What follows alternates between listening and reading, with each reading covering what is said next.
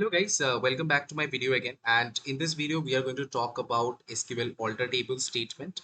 Now, what alter table statement does is alter table statement modifies any column that you have in the data. Okay, so what it can do is it can add a column, it can delete a column, or you can modify columns using the alter table statement. Okay, now the first statement that we have is alter table add column. Okay, now if you remember, in our data, we have two columns, right? And what if I want to add another column in our data?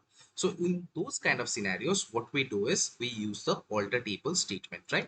So I will just copy the syntax from here and I will try to paste it here. Now, uh, in the syntax, if you look at it closely, we have the alter table, same as drop table, and then we have the table name. Now, what do you want to alter it by? I want to alter it by adding a new column.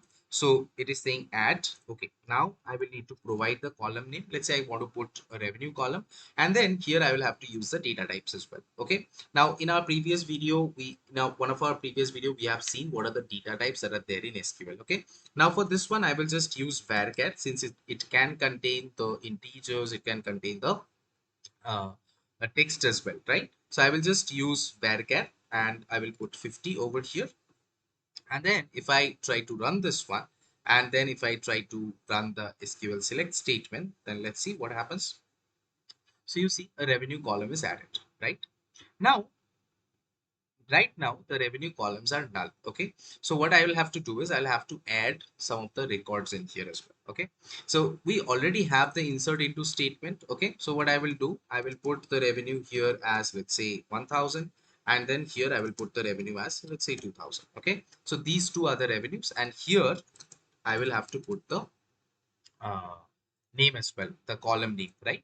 Now, if I try to run this one, what will happen is it will add two new records in the table, okay, which is not correct, because what we want is we want to put two values over here. So let me just try to run this one and let me show you what happens if I do it. Now, if I try to do the select again, so you will see that it has created two more records, but we don't want that, right? What we want is we want to just replace this nulls with this 1000 and 2000 because these two records are the same, right?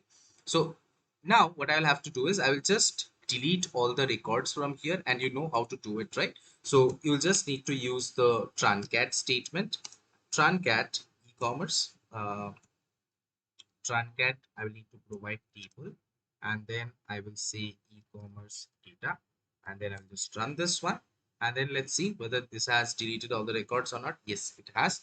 Now I will run this one. Okay, now if I run this one and if I try to do a select all over here, you see now we have only two records and we have the revenue populated. Okay, so this is how, using the alter table statement, you can add different columns.